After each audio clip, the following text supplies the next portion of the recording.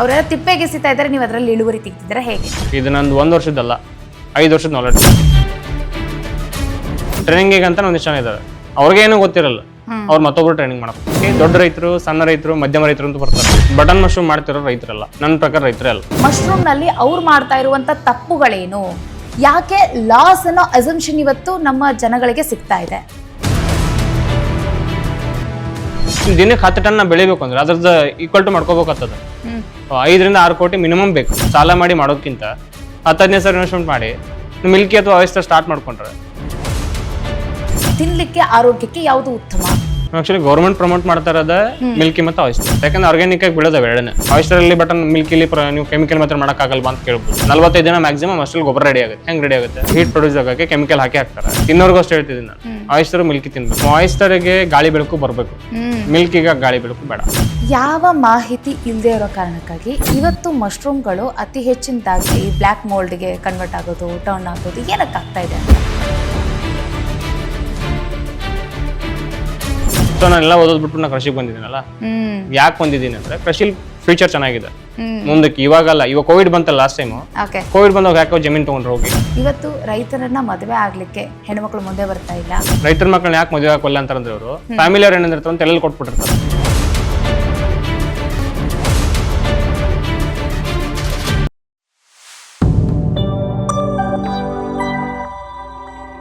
ಈಗ ಅಂದ್ರೆ ನೀವು ಕುರಿ ಕೋಳಿ ಸಾಕಿದ್ರೆ ನಮಗೆ ಲಾಸ್ ಕಡಿಮೆ, ಲಾಸ್ ಆದ್ರೂ ರಿಕವರಿ ಮಾಡ್ಕೊಂತೀನಿ ಅಂತ ಎಷ್ಟು ಜನ ರಿಕವರಿ ಮಾಡ್ಕೊಂಡಿದ್ದಾರೆ ತೋರಿಸಿ ನೋಡು. ನಮ್ಮ ಹತ್ರ ಇದಾವೆ ಫಾರ್ಮ್ಗಳು, ಉತ್ತರ ಕನ್ನಡ ಸೈಡ್ ನಮ್ಮಲ್ಲಿ ಫಾರ್ಮ್ಗಳು ಇದಾವೆ. ಎಷ್ಟು ಜನ ರಿಕವರಿ ಮಾಡಿದಾರೆ ತೋರಿಸ್ಬಿಟ್ಟು. ಅವರೇ ಬರ್ತಿದ್ದಾರೆ ನಮ್ಮ ಹತ್ರ, ಈಗ ಮಶ್ರೂಮ್ ಮಾಡ್ತೀವಿ, ಕೋಳಿ ಫಾರ್ಮ್ ಖಾಲಿ ಬಿದ್ದಿದೆ ಸರ್ ಮಶ್ರೂಮ್ ಮಾಡ್ತೀನಿ ಅಂತ. ಯಾಕೆ ಬರ್ತಿದಾರೆ ಅಂದ್ರೆ ಸೊ ಅದ್ರ ಬಗ್ಗೆ ಅವ್ರಿಗೆ ನಾಲೆಡ್ಜ್ ಇಲ್ಲ. ಸೊ ಇನ್ನೊಂದು ಹೇಳ ನಿಮಗೆ, ಈ ಕೋಳಿ ಕುರಿ ಅನ್ನೋದು ಒಂಥರ ಇನ್ವೆಸ್ಟ್ಮೆಂಟ್ ಕಡಿಮೆ ಬೇಕಾಗಿಲ್ಲ, ಅದಕ್ಕೆ ಲಕ್ಷಗಟ್ಟಲೆ ಬಂಡವಾಳ ಬೇಕು. ಆಯ್ತಾ? ಈ ಮಶ್ರೂಮ್ ನಿಮ್ಗೆ 10-15 ಸಾವಿರ ಸ್ಟಾರ್ಟ್ ಮಾಡ್ಬೋದು. ಮಶ್ರೂಮ್ನ 10-15 ಸಾವಿರ ಕಡಿಮೆ ಇನ್ವೆಸ್ಟ್ಮೆಂಟ್ ಇಂದ ಶುರು ಮಾಡ್ಬೋದು. ಹೌದಾ? ಆದ್ರೆ ಕುರಿ ಕೋಳಿ ಸಾಕಿ ನೋಡೋಣ. ಈಗ 1 ಕುರಿ 2 ಕುರಿ ಸಾಕ್ತೀನಿ ಅಂದ್ರೆ ಅದ್ರ ಹಾಫ್ ಅಷ್ಟೇ ಬರುತ್ತೆ, ರಿಕವರಿ ಇರಲ್ಲ ಅಲ್ಲಿ. ಇವ್ರು ದೊಡ್ಡ ದೊಡ್ಡ ಫಾರ್ಮ್ಗಳು ಮಾಡಕ್ ಹೋಗ್ತಾರೆ. ಹೌದಾ? ಅದು ತಪ್ಪು. ಮಶ್ರೂಮ್ ಅಲ್ಲಿ ಹೆಂಗೆ ಅಂದ್ರೆ ಮೊದಲು ನಾವು ಬೆಳಿತೀವಿ, ಬೆಳೆದಾದ್ಮೇಲೆ ನಮ್ಮಲ್ಲಿ ಲೋಕಲ್ ಯಾವ್ದಿದೆ, ಯಾವ ವೆರೈಟಿ ಮಾಡಿದ್ರೆ ಚೆನ್ನಾಗಿ. ಈಗ ನಮ್ಮ ಮಶ್ರೂಮ್ ಯಾರೆಲ್ಲ ಬೆಳೀತಾ ಇದಾರಲ್ಲ ಆ ಬೆಳೆಗಾರರಿಗೆ ಅವರು ತಿಳ್ಕೊಳ್ಬೇಕಾಗಿರೋ ವಿಚಾರ ಏನಂತಂದ್ರೆ, ಮಶ್ರೂಮ್ನಲ್ಲಿ ಅವ್ರು ಮಾಡ್ತಾ ಇರುವಂಥ ತಪ್ಪುಗಳೇನು, ಯಾಕೆ ಲಾಸ್ ಅನ್ನೋ ಅಸಂಪ್ಷನ್ ಇವತ್ತು ನಮ್ಮ ಜನಗಳಿಗೆ ಸಿಗ್ತಾ ಇದೆ, ಅದನ್ನ ಹೇಳ್ಬಿಡಿ, ಕ್ಲಿಯರ್ ಮಾಡ್ಬಿಡಿ ಅದನ್ನ. ಮೇಡಮ್, ಮೊನ್ನೆದು ಅವ್ರಿಗೆ ಯಾವ ವೆರೈಟಿ ಬೆಳಿಬೇಕು ಅನ್ನೋದು ಗೊತ್ತಿಲ್ಲ. ಲೋಕಲ್ ಅಲ್ಲಿ ನಮಗೆ ನಮ್ಮ ವೆದರ್ಗೆ ಯಾವ ವೆರೈಟಿ ಬೆಳೀತದೆ ಅನ್ನೋದು ಗೊತ್ತಿಲ್ಲ. ಸೊ ಮತ್ತೆ ಇನ್ನೊಂದು ಹುಯ್ಯತ್ ಒಂದೇ ಸರಿ ಬಂಡವಾಳ ಹಾಕ್ತಾರೆ, ಒಂದೇ ಸರಿ 10 ಲಕ್ಷ 20 ಲಕ್ಷ ಹಾಕೊಂಡು ಕೂತ್ಕೊಂತಾರೆ. ಹಂಗಂದ್ರೆ ಆರಂಭದಲ್ಲಿ ಇನ್ವೆಸ್ಟ್ಮೆಂಟ್ ಜಾಸ್ತಿ ಹಾಕಬಾರ್ದು. ಶೆಡ್ ಇಲ್ಲ ಅಂದ್ರೆ ಹಾಕ್ಬೇಕಾಗುತ್ತೆ. ಈಗ ನಮ್ದು ಕನ್ಸ್ಟ್ರಕ್ಷನ್ ಏನೇ ಇಲ್ಲಪ್ಪ, ಎಲ್ಲ ಹೊಸದಾಗಿ ಸ್ಟಾರ್ಟ್ ಮಾಡ್ಬೇಕು ಅಂದ್ರೆ 2 ಲಕ್ಷ ಇನ್ವೆಸ್ಟ್ಮೆಂಟ್ ಬೇಕು ಯಾವುದೇ ಆದ್ರೂ. ಈಗ ಶೆಡ್ಡಿಗೆ ನಮ್ಮ ಮೇನ್ ಇನ್ವೆಸ್ಟ್ಮೆಂಟ್. ಶೆಡ್ ಆಲ್ರೆಡಿ ಇದೆ, ನಮ್ದು ಖಾಲಿ ಜಾಗ ಒಂದು 20x20 30x30 ಆ ಥರ ಖಾಲಿ ಜಾಗಗಳಿದೆ. ಅಲ್ಲಿ ಶೆಡ್ ಆಲ್ರೆಡಿ ನಮ್ದು ಯಾವ್ದೋ ಕನ್ಸ್ಟ್ರಕ್ಷನ್ ಏರಿಯಾ ಆಲ್ರೆಡಿ ಇತ್ತು ಅಂದ್ರೆ 10-15 ಸಾವಿರಕ್ಕೆ ಶುರು ಆಗುತ್ತೆ. ಬೇಕಾಗಿರೋದೇನು ಬೀಜ, ಹುಲ್ಲು, ಪ್ಲಾಸ್ಟಿಕ್, ಬಿಟ್ರೆ ಇನ್ನೇನು ಇಲ್ಲ.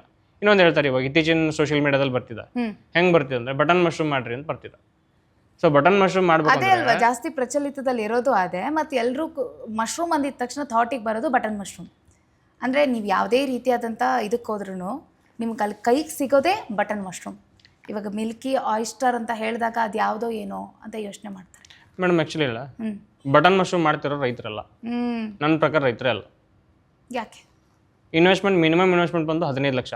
ಸಣ್ಣದಾಗೆ ಶುರು ಮಾಡ್ತೀನಿ ಅಂದ್ರೆ 15 ರಿಂದ 20 ಲಕ್ಷ ಮಿನಿಮಮ್ ಬೇಕು. ಯಾಕಂದ್ರೆ ಕೋಲ್ಡ್ ಸ್ಟೋರೇಜ್ ಬೇಕು.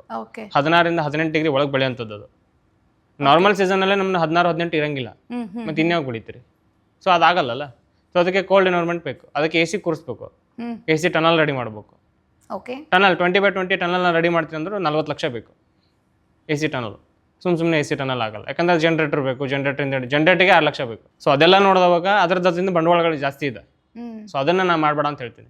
ಬಟನ್ಸ್ ಬದಲು ಮಿಲ್ಕಿಗೆ ಹೋಗಿ, ಬಟನ್ಸ್ ಲೆವೆಲ್ಗೆ ಮಿಲ್ಕಿ ಬರುತ್ತೆ, ಮಿಲ್ಕಿಗೆ ಹೋಗಿ. ಮಿಲ್ಕಿಗೆ ಹೋದ್ರೆ ಮಿಲ್ಕಿಲಿ ಏನಂದ್ರೆ ನಮ್ಗೆ ವಿರ ವೆದರ್ಲೇ ಬೆಳೀತದೆ. ಸ್ವಲ್ಪ ಹೀಟ್ ಮಾಡಿದ್ರೆ ಸಾಕು. ಒಂದು 25 ಟೆಂಪರೇಚರ್ ಇದ್ರೆ ಮಿನಿಮಮ್ ಒಂದು 25 ನಮ್ಮಲ್ಲಿ ಎಲ್ಲ ಕಡೆ ಇರುವಂಥ ಟೆಂಪರೇಚರ್ 25 ಮೇಲೆ ಟೆಂಪರೇಚರ್ ಇದ್ರೆ ಮಿಲ್ಕಿ ಬಂದೇ ಬರುತ್ತೆ. ಹಾಗಾದ್ರೆ button mushroom completely high investment. ಹೌದು, ದುಡ್ಡಿದ್ದವರು ಉಳ್ಳವರು ಮಾಡಿ. ನಮ್ಮಲ್ಲಿ ದೊಡ್ಡ ರೈತರು, ಸಣ್ಣ ರೈತರು, ಮಧ್ಯಮ ರೈತರು ಅಂತ ಬರ್ತಾರೆ. ಹೌದು. ಸಣ್ಣ ರೈತರು ಅಂದ್ರೆ ಯಾರು? ಸಣ್ಣ 10 ಗುಂಟೆ 20 ಗುಂಟೆ ಜಮೀನು ಇಟ್ಕೊಂಡಿರೋರು. ಅದ್ರೊಳಗೆ ಮತ್ತೆ ಮಧ್ಯಮ ವರ್ತಿ ನಾವು 10 ಎಕರೆ 15 ಎಕರೆ ಇಟ್ಕೊಂಡಿರೋರು. ಇನ್ನು ದೊಡ್ಡ ರೈತರು ಅಂತ ಬರ್ತಾರೆ, 500 ಎಕರೆ 600 ಎಕರೆ ಜಮೀನುಗಳು ಇರ್ತವೆ. ಸೊ ಅವ್ರು ಅದನ್ನ ಮಾಡ್ಬೋದು. ಸೊ ಮಧ್ಯಮ ರೈತರು ಮತ್ತೆ ಎಂಡ್ ರೈತರು ಏನಿರ್ತಾರಲ್ಲ ಅವ್ರು ಮಾಡಕ್ಕಾಗಲ್ಲ. ಇನ್ನೊಂದು 20 ಲಕ್ಷ ಹಾಕಿ ನಾವು ಶುರು ಮಾಡ್ತೀವಿ, ಸಸ್ಟೈನ್ ಆಗಲ್ಲ ಮಾರ್ಕೆಟಲ್ಲಿ. ಯಾಕೆ ಸಸ್ಟೈನ್ ಆಗಲ್ಲ? ಇರೋ ಕಂಪ್ನಿಗಳು ಹೆಂಗಿದಾವೆ ಅಂದರೆ ಒಂದು ದಿನಕ್ಕೆ 5 ಟನ್ 10 ಟನ್ ಪ್ರೊಡಕ್ಷನ್ ಮಾಡೋ ಕಂಪ್ನಿಗಳು. ಓಕೆ, ಅವರು ಮಿನಿಮಮ್ ಇನ್ವೆಸ್ಟ್ಮೆಂಟ್ ಒಂದು 3 ಕೋಟಿಯಿಂದ ಮೇಲ್ಗಡೆ ಇರ್ತದೆ. 3 ಕೋಟಿ ಒಳಗಡೆ ಯಾವುದೂ ಇನ್ವೆಸ್ಟ್ಮೆಂಟ್ ಇರಲ್ಲ. 20 ಹೇಳ್ದೆ ನಾನು, 30-40 ಲಕ್ಷ ನಿಮ್ದು AC ಟನ್ನಲ್ಲಿ ಬೇಕು ಅಂತ. ದಿನಕ್ಕೆ 10 ಟನ್ ಬೆಳಿಬೇಕು ಅಂದ್ರೆ ಅದ್ರದ್ದು ಈಕ್ವಲ್ ಟು ಮಾಡ್ಕೋಬೇಕಾಗ್ತದೆ. 5-6 ಕೋಟಿ ಮಿನಿಮಮ್ ಬೇಕು. ಸೊ 5-6 ಕೋಟಿ ಇನ್ವೆಸ್ಟ್ಮೆಂಟ್ ಮಾಡಿ ನಾವು ಸಾಲ ಮಾಡಿ ಮಾಡೋದಕ್ಕಿಂತ 10-15 ಸಾವಿರ ಇನ್ವೆಸ್ಟ್ಮೆಂಟ್ ಮಾಡಿ ಮಿಲ್ಕಿ ಅಥವಾ ಆಯಿಸ್ಟರ್ ಸ್ಟಾರ್ಟ್ ಮಾಡ್ಕೊಂಡ್ರೆ ದಿನಕ್ಕೆ 2 kg ಲೆಕ್ಕದಲ್ಲೇ 3 kg ಲೆಕ್ಕದಲ್ಲಿ ನಾವು ಬೆಳ್ಕೊಂಡು ಸ್ಟಾರ್ಟ್ ಮಾಡಿದ್ರು 6 ತಿಂಗಳು ನಮಗೆ 3 ತಿಂಗಳು 6 ತಿಂಗಳು ಕಷ್ಟ ಆಗುತ್ತೆ.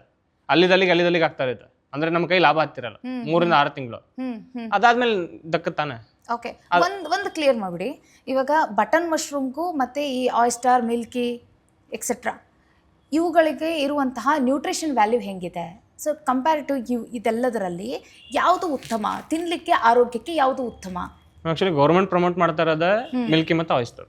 ಓಕೆ, ಗೌರ್ಮೆಂಟೇ ಪ್ರಮೋಟ್ ಮಾಡ್ತಾ ಇದೆ. ಯಾಕಂದ್ರೆ ಆರ್ಗ್ಯಾನಿಕ್ ಆಗಿ ಬೆಳೆದವೆ ಎರಡನೇ, ಅವೆರಡು ಇನ್ಬಿಟ್ಟು ಹೈಯರ್ ಇದಾವೆ. ಈ ಸಿಟಾಕಿ ಆಗಿರ್ಬೋದು, ಕಾಡಿಸಪ್ ಆಗಿರ್ಬೋದು, ಅವೆಲ್ಲ ಇದಾವೆ. ಕಿಂಗ್ ಆಯಿಸ್ಟರ್ ಅಂತ ಬರುತ್ತೆ. ಸೊ ಮಶ್ರೂಮ್ ಮೇಲೆ ಒಂದು ವೆರೈಟಿ ಇಲ್ಲ, ಸಾಕಷ್ಟು ಒಂದು 50-60 ಥರ ವೆರೈಟಿಗಳು ಇರಬೇಕು. ರೈಟ್. ಸೊ ಹೌದಾ, ನಮ್ಮ ಮಾರ್ಕೆಟಲ್ಲಿ ಕಣ್ಣಿಗೆ ಕಾಣದಷ್ಟು 3, ಅದು ಬೆಂಗಳೂರು ಅಂತ ಸಿಟಿ ಒಳಗಡೆ 3 ಅಥವಾ 4 ಕಾಣ್ತಿದಾವೆ. ಇನ್ನು ನಾಮದಾರಿಸ್ ಅಂತ ಒಂದು ಸೂಪರ್ ಮಾರ್ಕೆಟ್ಗಳಿದಾವೆ. ಅವ್ರು ಕೆಲವೊಂದು ಇಂಪೋರ್ಟ್ ಮಾಡ್ತಾರೆ. ಇಂಪೋರ್ಟ್ ಮಾಡ್ಕೊಂಡು ಕೆಲವೊಂದು ಮಶ್ರೂಮ್ಗಳು ಬರ್ತವೆ out of country, out of state ಇಂದ ಬರ್ತವೆ. ಸೊ ಅವು ಇರ್ಬೋದು. ಲೋಕಲ್ ಅಲ್ಲಿ ಬೆಳೆದಷ್ಟು 3 ವೆರೈಟಿ ಮಾತ್ರ, ಬಟನ್, ಆಯಿಸ್ಟರ್, ಮಿಲ್ಕಿ, ಜಾಸ್ತಿ ಸಿಟಾಕಿ ಒಂದು ಬೆಳೀತಾರೆ. ಓಕೆ, ಸೊ ಅವು 4 ಮಾರ್ಕೆಟ್ ಮಾಡ್ಬೋದು. ಲೋಕಲ್ ಅಲ್ಲಿ ಬೆಳೆಯುವಂಥದ್ದು ಅವೇನೆ, ಲೋಕಲ್ ಮಾರ್ಕೆಟ್ ಮಾಡೋನು ಈಸಿನೂ ಅವೇನೆ. ನಾವು ಆಕ್ಚುಲಿ ನಾವು ನಮಸ್ತೆ ನ್ಯಾಚುರಲ್ಸ್ ನಾವೇನ್ ಮಾಡ್ತಾ ಇದೀವಿ, ನಾವು ಬಟನ್ ಪ್ರಮೋಟೇ ಮಾಡ್ತಾ ಇಲ್ಲ. ಯಾಕೆ ಪ್ರಮೋಟ್ ಮಾಡ್ತಾ ಇಲ್ಲ ಅಂದ್ರೆ ನಾವು ಆರೋಗ್ಯ, ನಾವು ಇನ್ನೊಂದು ಹೇಳ್ತೀನಿ, ನಾವು ಕೆಮಿಕಲ್ ಮೆಥಡ್ ಮಾಡಿದ್ರೆ ನಾವು ಮಾಡ್ತಾನೆ ಇಲ್ಲ. ಕೆಮಿಕಲ್ ಮೆಥಡ್ನ ಮಾಡೋಕ್ಕೂ ಪ್ರಮೋಟ್ ಮಾಡ್ತಾ ಇಲ್ಲ, ಮಾಡ್ತಾನೂ ಇಲ್ಲ. ಆಯಿಸ್ಟರ್ ಅಲ್ಲಿ ಬಟನ್, ಮಿಲ್ಕಿಲಿ ನೀವು ಕೆಮಿಕಲ್ ಮೆಥಡ್ ಮಾಡೋಕ್ಕಾಗಲ್ವಾ ಅಂತ ಕೇಳ್ಬೋದು. ಬರುತ್ತೆ, ಅದು ನಾವು ಮಾಡ್ತಾ ಇಲ್ಲ. ನಮಗೆ ಬೇಕಾಗಿರೋದೇನು ಸ್ವಚ್ಛ ಆಹಾರ. ಅದು ಹೆಂಗೆ ಸರ್? ಇದರಲ್ಲೂ ಮಾಡೋಕ್ಕೆ ಬರುತ್ತೆ. ಇವಾಗ ನಾವು ಕೃಷಿ ಮಾಡುವಾಗ, ಬೆಳೆನ ಬೆಳೆಯುವಾಗ ಸಾವಯವ ಗೊಬ್ಬರ ಹಾಕಿ ಬೆಳೆದ್ರೆ ಅದು ಸಾವಯವ ಕೃಷಿ ಆಗುತ್ತೆ. ಕೆಮಿಕಲ್ ಹಾಕಿದರೆ ಅದು ಕೆಮಿಕಲ್ನಿಂದ, ರಾಸಾಯನಿಕ ಗೊಬ್ಬರದಿಂದ ಬೆಳೆದಂಥ ಬೆಳೆ ಆಗುತ್ತೆ. ಸೊ ಇದರಲ್ಲೂ ಕೂಡ, ಈ ಮಶ್ರೂಮ್ನಲ್ಲೂ ಕೂಡ ಕೆಮಿಕಲ್ ಆ್ಯಡ್ ಮಾಡಿ ಬೆಳೆಯುವಂಥವ್ರು ಕೂಡ ಇರ್ತಾರಾ? ಆ ಪ್ರೊಸೀಜರ್ ಇದೆಯಾ? ಇದೆ. ಬಟನ್ ಮಶ್ರೂಮ್ಗೆ ಏನಂದ್ರೆ ನಮಗೆ ಒಂದು ಲಾಂಗ್ ಟೈಮ್ ಮೆಥಡ್, ಒಂದು ಶಾರ್ಟ್ ಟೈಮ್ ಮೆಥಡ್ ಅಂತ ಬರುತ್ತೆ. ಮೊದಲಲ್ಲಿ ಇದು ಆಯಿಸ್ಟರ್ ಆಗಲಿ ಮಿಲ್ಕಿಲಿ ಏನು ಮಾಡ್ತೀವಿ, ಸುಮ್ಮನೆ ಹುಲ್ ಕಟ್ ಮಾಡಿ ನೆನೆ ಹಾಕಿಟ್ಟು ಸೊ ಬೀಜಗಳು ಹಾಕಿ ಬೆಳಿತೀವಿ. ಓಕೆ. ಸೊ ಮಿಲ್ಕಿಲಿ, ಬಟನಲ್ಲಿ ಹಂಗಿಲ್ಲ. ಬಟನಲ್ಲಿ ಮಿನಿಮಮ್ ನಮಗೆ ನನ್ನ ಪ್ರಕಾರ, ಈಗ ನಾನು ಅಗ್ರಿಕಲ್ಚರಲ್ಲಿ ಇದ್ದೀನಿ, ನನಗೆ ಗೊತ್ತಿರೋ ಪ್ರಕಾರ ಒಂದು ಕೊಟ್ಟಿಗೆ ಗೊಬ್ಬರ ರೆಡಿ ಆಗ್ಬೇಕಂದ್ರೆ 6 ತಿಂಗಳಿಂದ 1 ವರ್ಷ ಬೇಕು. ಮಿನಿಮಮ್ 6 ತಿಂಗಳಿಂದ 1 ವರ್ಷ ಬೇಕು ಕೊಟ್ಟಿಗೆ ಗೊಬ್ಬರ ರೆಡಿ ಆಗ್ಬೇಕಾರೆ. ಅಲ್ಲಿ 21 ದಿನ 30 ದಿನದಲ್ಲಿ ಗೊಬ್ಬರ ರೆಡಿ ಆಗುತ್ತೆ. 45 ದಿನ ಮ್ಯಾಕ್ಸಿಮಮ್ ಅಷ್ಟರಲ್ಲಿ ಗೊಬ್ಬರ ರೆಡಿ ಆಗುತ್ತೆ. ಹೆಂಗೆ ರೆಡಿ ಆಗುತ್ತೆ? ಕೆಮಿಕಲ್ ಹಾಕಿದ ಹೆಂಗೆ ರೆಡಿ ಆಗುತ್ತೆ? ಸೊ ಅಲ್ಲಿ ಕೆಮಿಕಲ್ ಬೇಕೇ ಬೇಕು. ಹೀಟ್ ಪ್ರೊಡ್ಯೂಸ್ ಆಗೋಕ್ಕೆ ಕೆಮಿಕಲ್ ಹಾಕ್ತಾರೆ. ಸೊ ಬ್ಯಾವೆಸ್ಟಿನು, ಫಾರ್ಮಲಿನು, ಆ ಥರದ ಕೆಮಿಕಲ್ಗಳು ಬರುತ್ತೆ. ಆ ಥರದ್ದು ಹಾಕೇ ಮಾಡೋದು, ಆ ಥರದ್ದು ಹಾಕ್ದೇನು ಮಾಡಲ್ಲ. ಸೊ ಹಂಗಿದ್ದವಾಗ ತಿಳ್ಕೊಬೇಕಾದಷ್ಟೇ, ನ್ಯಾಚುರಲ್ ಆಗಿ ರೈತರನ್ನ ಬೆಳೆಸ್ಬೇಕು, ರೈತರ ಜೊತೆ ನಾವು ಒಗ್ಗೂಡ್ಕೋಬೇಕು ಅಂದ್ರೆ ಆಯಿಸ್ಟರ್ ಅಥವಾ ಮಿಲ್ಕಿ ತಿನ್ನೋರ್ಗೂ ಅಷ್ಟೇ ಹೇಳ್ತಿದ್ದೀನಿ ನಾನು. ಆಯಿಸ್ಟರ್, ಮಿಲ್ಕಿ ತಿನ್ಬೇಕಷ್ಟೇ. ಸೊ ಬಟನ್ಸಿಗೆ ಹೋಗ್ತೀನಿ ಅಂದ್ರೆ ನೀವು ಆರ್ಗ್ಯಾನಿಕ್ ಆಗಿ ಫುಡ್ ತಿಂತಾ ಇಲ್ಲ ಅಂತ ಅರ್ಥ. ಮಶ್ರೂಮ್ ತಿಂತಾ ಇದೀವಿ. ಈಗ ನಾವು ಬಟರ್ ಮಶ್ರೂಮ್ ಬೆಳಿಬೇಕು ಅಂತಂದ್ರೆ ಅದನ್ನ ನಾವು ವಿತೌಟ್ ಆರ್ಗ್ಯಾನಿಕ್ ಆಗಿ ಬೆಳೆಯಕ್ ಆಗಂಗಿಲ್ಲ. ಹೌದು, ಬೆಳಿಬಹುದು. ಆರ್ಗ್ಯಾನಿಕ್ ಅಲ್ಲಿ ನೀವು ಬೆಳಿಬಹುದು. ಆರ್ಗ್ಯಾನಿಕ್ ಅಲ್ಲಿ ಬೆಳೆಯಕ್ಕೆ ಲಾಂಗ್ ಟರ್ಮ್ ಮೆಥಡ್ ಬೇಕಾಗುತ್ತೆ. ಓಕೆ. ಸೊ ಅಷ್ಟು ಪೇಷನ್ಸ್ ಯಾರಿಗೂ ಇಲ್ಲ ಇಲ್ಲಿ. ಲಾಂಗ್ ಟರ್ಮ್ ಮಾಡಿ ಅಷ್ಟು ದಿನಕ್ಕೆ 10 ಟನ್ ತೆಗಿಬೇಕು ಅಂದ್ರೆ ದಿನ ಕಾಂಪೋಸ್ಟ್ ರೆಡಿ ಆಗ್ಬೇಕು. ಇವತ್ತಿನ ಕಾಂಪೋಸ್ಟ್ ನಾಳೆ ರೆಡಿ ಆಗ್ಬೇಕು, ನಾಡಿದ್ದು ರೆಡಿ ಆಗ್ಬೇಕು. ಓಕೆ. ಡೈಲಿ ಬ್ಯಾಗ್ಸ್ ಇರ್ತವೆ, ರೆಗ್ಯುಲರ್ ಬ್ಯಾಗಿಂಗ್ ಇರುತ್ತೆ. ಸೊ ದಿನ ಮಾಡ್ಕೊಂತ ಹೋದ್ರೆ ಅದು ಅಷ್ಟು ಇನ್ವೆಸ್ಟ್ಮೆಂಟ್ ಯಾರ ಹತ್ರ ನಿಗಲ್ಲ. ಅಂದರೆ ಇವಾಗ ಏನಂತಂದರೆ ನೀವು ಹೇಳ್ತಾ ಇದ್ದೀರಾ, ಸೊ ಇದ್ರ ಬಗ್ಗೆ ನೀವು ಪರಿಪೂರ್ಣ ಮಾಹಿತಿ ಇರೋ ಕಾರಣಕ್ಕಾಗಿ ಹಿಂಗಿಂಗೂ ಮಾಡ್ತಾರೆ ಅಂತ. ನಮ್ಮ ಜನಗಳಿಗೆ ಏನಂತಂದರೆ ಅಲ್ಲಿ ಇಟ್ಟಿರ್ತಾರೆ, ಅದನ್ನು ತೊಗೊಂಡು ಹೋಗ್ತೀವಿ, ಮನೇಲಿ ಹೋಗಿ ನಾವು ಅದಕ್ಕೊಂದು ಯಾವುದೋ ಒಂದು ಡಿಶ್ ಮಾಡ್ಕೊಂಡು ತಿಂತೀವಿ. ಸೊ ಅದು ಕೆಮಿಕಲಲ್ಲಿ ಬೆಳೆದಿದ್ದ, ಅದು ಆರ್ಗ್ಯಾನಿಕ್ಕಾ, ಅದ್ರ ಬಗ್ಗೆ ಯಾವುದೂ ಅವೇರ್ನೆಸ್ ಇಲ್ಲ. ಸೊ ಈಗ ನೀವೇನು ಹೇಳ್ತೀರಾ, ಬಟನ್ನಲ್ಲಿ ಅತಿ ಹೆಚ್ಚಿನದಾಗಿ ಕೆಮಿಕಲ್ ಇರುತ್ತೆ. ಈ ಆಯಿಸ್ಟರ್ ಮತ್ತು ಮಿಲ್ಕಿ ಹೆಲ್ತಿ ಗುಡ್ ಅಂತ ಹೇಳಿ ಏನೋ ಒಂದು 20% ಮಾಡಿದ್ರು ಇದೊಂದು 20% ಆ್ಯಡ್ ಆಗುತ್ತೆ ಅಷ್ಟೇ. ಅದರಲ್ಲಿ ನಿಮಗೆ ಅರೌಂಡ್ 50% to 60% ಕೆಮಿಕಲ್ ಇರುತ್ತೆ. ತಿನ್ನೋದ್ರಲ್ಲೇ ಸ್ವಲ್ಪ ನೋಡಿ ಕಡಿಮೆ ತಿನ್ನೋದು ಅಂತ. ಓಕೆ ಸರ್, ಇನ್ನೊಂದು ವಿಚಾರ ಏನಂತಂದರೆ, ಈಗ ಈ ಮಿಲ್ಕಿ ಮತ್ತು ಆಯಿಸ್ಟರೇ ಆಗಿರಲಿ, ವಾಟ್ ಎವರ್, ಈಗ ನಾವು ಒಂದು ಮಶ್ರೂಮ್ ಬಿಸ್ನೆಸ್ನ ಓಪನ್ ಮಾಡ್ತಿದ್ದೀವಿ, ಸ್ಟಾರ್ಟ್ ಮಾಡ್ತಾ ಇದ್ದೀವಿ ಅಂತಂತಂದರೆ, ಸೊ ಸ್ಟಾರ್ಟಿಂಗ್ ಇನ್ವೆಸ್ಟ್ಮೆಂಟ್ ಬಗ್ಗೆನೇ ನಾವು ಮಾತನಾಡೋಣ. ಶೆಡ್ ಯಾವ ಥರ ಇರಬೇಕು ಸರ್? ಹೀಗೆ ಪರ್ಟಿಕ್ಯುಲರ್ ಆಗಿ ಇರಬೇಕಾ? ಇದೇ ರೀತಿಯಾಗಿ ಅವ್ರು ಇಂಟೀರಿಯರಿಂಗ್ ಎಲ್ಲ ಮಾಡ್ಕೊಂಡಿರ್ಬೇಕಾ? ಅಥವಾ ಏನೂ ಇಲ್ಲ ಅಂದರೂ ಇಷ್ಟಿಷ್ಟು ಇದು ಬಿಟ್ಟರೆ ಸಾಕಪ್ಪ ಅನ್ನೋದಾದರೆ ಏನದು, ಯಾವ ರೀತಿ ಇರಬೇಕು? ಮೇಡಮ್, ಒಂದೊಂದು ಏರಿಯಾ ಮೇಲೆ ಒಂದೊಂದು ಹೋಗುತ್ತೆ. ಇವಾಗ ಬ್ಯಾಂಗ್ಳೂರ್ ಅಂತ ಸಿಟಿ ಒಳಗಡೆ ನಮ್ಗೆ ಅರೌಂಡ್ ಬೇಸಿಗೆಗೆ ಹೋದ್ರೆ 30-32 ಬಂದರೆ ದೊಡ್ಡದು. ಈ ವರ್ಷ 34-35 ಬಂದಿದೆ ಅಂತ ಈ ವರ್ಷಕ್ಕೆ. ಸೊ ಅಲ್ಲಿವರೆಗೂ ಇಲ್ಲ, 30-32 ಬಂದರೆ ದೊಡ್ಡದಿತ್ತು. ಸೊ ಇಲ್ಲಿ ನಾರ್ಮಲ್ ಟೆಂಪರೇಚರ್ಲಿ ಆಯಿಸ್ಟರ್ ಬರುತ್ತೆ. ನಾರ್ಮಲ್ ಟೆಂಪರೇಚರ್ಲಿ ಆಯಿಸ್ಟರ್ ಬರುತ್ತೆ ಇಲ್ಲಿ, ಯಾಕಂದ್ರೆ ಮಳೆ ಸ್ಟಾರ್ಟ್ ಆಯ್ತು ಅಂದ್ರೆ ಇಲ್ಲಿ ಆಯಿಸ್ಟರ್ ಬರುತ್ತೆ. ಈಗ ನಮ್ಮ ಬಾಗಲಕೋಟೆ, ಬಳ್ಳಾರಿ ಆ ಥರದಲ್ಲಿ ಹೋದವಾಗ ಅಲ್ಲಿ ನಮಗೆ ಮಿನಿಮಮ್ ಟೆಂಪರೇಚರ್ 27-28. ಮಿನಿಮಮ್. ಹ್ಮ್ ಮ್ಯಾಕ್ಸಿಮಮ್ ಟೆಂಪ್ರೇಚರ್ ನಮ್ಮದು 40, ಹ್ಮ್ 38ರಿಂದ 40, 42 ತನಕ ಹೋಗುತ್ತೆ ಬೇಸಿಗೆ ಟೈಮಲ್ಲಿ. ಓಕೆ. ಈ ಟೈಮಲ್ಲಿ ನಮ್ಮಲ್ಲಿ 35, 36 ಇರುತ್ತೆ. ಹ್ಮ್ ಹೌದಾ? ಸೊ ನಮ್ಮಲ್ಲಿ ಸೆಟಪ್ ಬೇರೆ ಇರ್ತವೆ. ಹ್ಮ್. ನಮ್ಮಲ್ಲಿ ಬಬಲ್ ರ್ಯಾಪ್ ಅಂತ ಬರುತ್ತೆ, ಅದನ್ನೆಲ್ಲ ಹಾಕಿ ಸೆಟಪ್ ಮಾಡ್ತೀವಿ ನಾವು. ಓಕೆ. ಈ ಥರದಲ್ಲಿ ಏನು ಮಾಡ್ತೀವಿ, ಇಲ್ಲಿ ನಾವು ನಾರ್ಮಲ್ ಫಾರ್ಮಲ್ಲೇನ ಹ್ಮ್. ಇಲ್ಲೆಲ್ಲ ಹೆಂಗಂದ್ರೆ ಮನೆ ಒಳಗಡೆ ಮಾಡ್ಕೊಳ್ಳೋಂಥ ಕೃಷಿನೇ ಇದು. ಹ್ಮ್ ಮನೆ ಒಳಗಡೆ ಒಂದು ಸಣ್ಣ ಜಾಗ ಇದ್ರು ಹ್ಮ್ ಅಲ್ಲಿ ಶುರು ಮಾಡ್ಬೋದು. ಇವಾಗ ಹೆಣ್ಮಕ್ಳು ಅದನ್ನೇ ಕೇಳ್ತಾ ಇರೋದಲ್ವಾ, ಈಗ ಹೆಣ್ಮಕ್ಳು ಕೂಡ ಟರ್ನ್ ಆಗ್ತಾ ಇದ್ದಾರೆ ಈ ಮಶ್ರೂಮ್ ಬಿಸ್ನೆಸ್ ಅಂತ. ಸೊ ಮನೆಯಲ್ಲೂ ಕೂಡ ನಾವು ಮಾಡ್ಕೋಬೋದಾ ಅಂತಾನೆ. ಸೊ ಮನೆಯಲ್ಲಿ ಮಾಡ್ಬೋದು ಮೇಡಮ್. ಹ್ಮ್ ಸಣ್ಣ ಬೆಡ್ರೂಮ್ ಎಲ್ಲ ಖಾಲಿ ಇರ್ತಾವಲ್ಲ, ಅವ್ರಿಗೆ ವಾಸ ಇರ್ದಾರಂತ ಸ್ಥಳಗಳು, ಅಲ್ಲಿ ವಾಸ ಇರಬಾರ್ದು. ಓಕೆ. ಸೊ ಅದಕ್ಕೆ CO2 ಜಾಸ್ತಿ ರಿಲೀಸ್ ಮಾಡುತ್ತೆ, Okay. ಕಾರ್ಬನ್ ಡೈಆಕ್ಸೈಡ್ ನ ಜಾಸ್ತಿ ರಿಲೀಸ್ ಮಾಡುತ್ತೆ ಮಶ್ರೂಮ್. ಹಾ ಸೊ ಹಂಗಾಗಿ ಅಲ್ಲಿ ಉಳ್ಕೊಳೋದು ಬರೋದು. ಹ್ಮ್ ವಸತಿದ ಮನೆಯಲ್ಲೆಲ್ಲ ಅದನ್ನ ಮಾಡ್ಬೋದು. ಸೊ ಈಗ ನಾವು ಮಾಡ್ತೀವಿ ಅಂದ್ರೆ ಅದಕ್ಕೂ ನಿಮಗೂ ಈಗ ಒಂದು ಮನೆ ಇರುತ್ತೆ. ಹಾ ಒಂದು ಮನೆ ಅಂದ್ರೆ ನಿಮಗೂ ಅದಕ್ಕೂ ಒಡನಾಟ ಇರಬಾರ್ದು. ಅದಕ್ಕೆ ವಿಂಡೋ ಹೊತ್ತಾಗ್ಲಿ, ವಿಂಡೋ ಇದ್ರೂ ಹೊರಗಡೆ ಇರಬೇಕು, ಆ ಏರ್ ನಿಮಗೆ ಬರಬಾರ್ದು. ಸೊ ಆ ಥರ ಇದ್ಕೊಂಡು ಮಾಡ್ಕೋಬೋದು. ಇದು ಮನೆಯಲ್ಲೂ ಮಾಡ್ತಾರೆ. ಓಕೆ. ಫಾರ್ಮಿಂಗ್ ಅವ್ರವ್ರ ಮನೆ ಯೂಸಿಗೋಸ್ಕರ ಮನೇಲೆ ಫಾರ್ಮ್ ಮಾಡ್ಕೊಂಡು ತಿನ್ನೋರು ಇದ್ದಾರೆ. ಹ್ಮ್ ಫಾರಿನ್ ಕಂಟ್ರಿಗೆ ಹೋದ್ರೆ ನೀವು, ಹ್ಮ್ ಸೊ ಇದು ಸಿಗಲ್ಲ ಅಂತಾನೆ ಎಷ್ಟೋ ಯೂಟ್ಯೂಬ್ ವಿಡಿಯೋಗಳು ಬರ್ತವೆ. ಹಾ. ಮನೆ ಒಳಗಡೆ ಒಂದು ಸಣ್ಣ ರೂಮಲ್ಲೇ ಅವ್ರು ಬೆಳ್ಕೊಂಡು ಅವ್ರ ಮನೆ ಯೂಸಿಗೆ ದಿನಕ್ಕೆ ಬೆಳ್ಕೊಂಡು ಇರೋರು ಇದ್ದಾರೆ. ಓಕೆ. ಇವಾಗ ನಾವು ಒಂದು ಸಿಂಪಲ್ ಆಗಿ ನಾವೀಗ ಒಂದು ಮಶ್ರೂಮ್ ಕಲ್ಟಿವೇಶನ್ ಇಂದು ಫಾರ್ಮ್ ರೆಡಿ ಮಾಡಬೇಕು. ಸೊ ಅದಕ್ಕೆ ಯಾವ ರೀತಿಯಾಗಿ ನಾವು ಡಿಸೈನ್ ಮಾಡಬೇಕು ಸರ್? ಅದೊಂದು ಫಾರ್ಮ್ನ ಯಾವ ರೀತಿ ಇರಬೇಕು ಅದನ್ನು ಹೇಳ್ಕೊಡಿ. ನಮ್ಮ ಆಯಿಸ್ಟರ್ಗೆ ಗಾಳಿ ಬೆಳಕು ಬರಬೇಕು, ಮಿಲ್ಕಿಗೆ ಗಾಳಿ ಬೆಳಕು ಬೇಡ. ಓಕೆ. ಆಯಿಸ್ಟರ್ ನಮಗೆ ಏನು ಒಳಗಡೆ ಒಂದು 60 to 70% ಗಾಳಿ ಬರ್ಬೇಕು ಒಳಗಡೆ. ಗಾಳಿ ಆಡ್ತಾ ಇದ್ರೆ ಪೆಟ್ರೋಲ್ ಚೆನ್ನಾಗಿ ಬರುತ್ತೆ, ಗಾಳಿ ಆಡಿಲ್ಲ ಅಂದ್ರೆ ಪೆಟ್ರೋಲ್ ಒಣಗೋಗುತ್ತೆ. ಇದು ಆಯಿಸ್ಟರ್ ಅಲ್ಲಿ. ಓಕೆ. ಮಿಲ್ಕಿಲ್ ನಾರ್ಮಲ್ ನಮಗೆ ಹೀಟೇ ಬೇಕು. ಸೊ ಒಳಗೆ ಗಾಳಿ ಬಂದ್ರೆ ಏನಾಗುತ್ತೆ, ಆ ಹೀಟ್ ಒಂದೇ ಕಾನ್ಸ್ಟೆಂಟ್ ಇರಲ್ಲ. ಒಳಗಡೆ ಏರೇಷನ್ ಅದಾಗ ಕಾನ್ಸ್ಟೆಂಟ್ ಇರಲ್ಲ. ಸೊ CO2 ಒಂದು 400 ppm ಒಳಗಡೆ ಇದ್ರೆ ಮುಗಿದೋಯ್ತು. ಅಷ್ಟನ್ನ ಕವರ್ ಮಾಡೋಷ್ಟು ನಾವು ಸಣ್ಣ ಪ್ರಮಾಣದಲ್ಲಿ ನಾವು ಮಾಡ್ಕೋಬಹುದು. ಓಕೆ. ಎಷ್ಟೋ ಜನ ನಮ್ಮ ರೈತರು ಮಾಡ್ತಾ ಇದ್ದಾರೆ ಇವಾಗ. ಸಾಕಷ್ಟು ಇನ್ಸ್ಟಾಗ್ರಾಮ್ ಎಲ್ಲ ನೋಡಿದ್ರೆ ಸಾಕಷ್ಟು ಜನ ಮಾಡ್ತಾ ಇದ್ದಾರೆ. ಓಕೆ. ಯಾವ ಮಾಹಿತಿ ಇಲ್ಲದೆ ಇರೋ ಕಾರಣಕ್ಕಾಗಿ ಇವತ್ತು ಮಶ್ರೂಮ್ಗಳು ಅತಿ ಹೆಚ್ಚಿನದಾಗಿ ಈ ಒಂದು ಏನಂತಾರೆ, ಈ ಬ್ಲ್ಯಾಕ್ ಮೋಲ್ಡ್ಗೆ ಕನ್ವರ್ಟ್ ಆಗೋದು, ಟರ್ನ್ ಆಗೋದು ಏನಕ್ಕೆ ಆಗ್ತಾ ಇದೆ ಅಂತ? ಒಂದು ಅದ್ರ ಬಗ್ಗೆ ಪೂರ್ತಿ ಮಾಹಿತಿ ಇರಲ್ಲ. ಯಾವ ಥರ ನೀವು ರಾ ಮೆಟೀರಿಯಲ್ ಆರಿಸ್ಕೋಬೇಕು, ಯಾವ ಥರದ್ದು ಬೀಜಗಳು ಎಲ್ಲಿಂದ ತಗೋಬೇಕು, ಅದು ಯಾವುದನ್ನು ನಮಗೆ ಮಾಹಿತಿ ಇರಲ್ಲ. ಓಕೆ. ಸುಮ್ಮನೆ ಯಾರೋ ಒಂದು 1000, 1500, 500 ರೂಪಾಯಿ ತೊಗೊಂಡ್ಬಿಟ್ಟು ಟ್ರೈನಿಂಗ್ ಕೊಡ್ತಾರೆ. ಹಾಂ. ಟ್ರೈನಿಂಗಿಗೆ ಅಂತ ಒಂದಿಷ್ಟು ಜನ ಇದ್ದಾರೆ, ಅವ್ರಿಗೇನು ಗೊತ್ತಿರಲ್ಲ, ಅವ್ರು ಮತ್ತೊಬ್ರು ಟ್ರೈನಿಂಗ್ ಮಾಡಕ್ಕೆ. ಸೊ ಇಂಥವು ಏನಾಗಿದೆ ಅಂದ್ರೆ ಈಗ 2025, 26 ಜಾಸ್ತಿ ಆಗಿದೆ.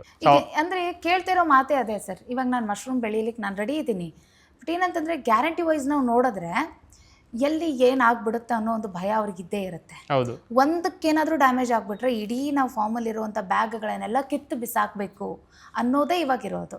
ಸೊ ನೀವೇನು ಹೇಳ್ತಿದ್ದೀರಾ ಅಂತಂದರೆ, ನಿಮ್ಮ ಒಂದಿಷ್ಟು ನಾವು ವಿಡಿಯೋಗಳನ್ನು ನಾವು ನೋಡಿದಾಗ ಇಲ್ಲ ಏನು ನಾವು ಅದರಲ್ಲೂ ಕೂಡ ಇಳುವರಿನ ತೆಗೆದುಕೊಳ್ಬೋದು ಅನ್ನೋದನ್ನು ನಾವು ಕೇಳಿದ್ವಿ. ಹೆಂಗೆ ಸಾಧ್ಯ? ಅವರೆಲ್ಲ ತಿಪ್ಪೆಗೆ ಎಸಿತಾ ಇದ್ದಾರೆ, ನೀವು ಅದರಲ್ಲಿ ಇಳುವರಿ ತೆಗ್ತಿದ್ದೀರಾ ಹೇಗೆ? ನೋಡಿ, ಆ್ಯಕ್ಚುಲಿ ನಾವು ಬೆಳೀತಿರೋದು ಮಿಲ್ಕಿ ಬೆಳೀತಾ ಇದ್ದೀವಿ.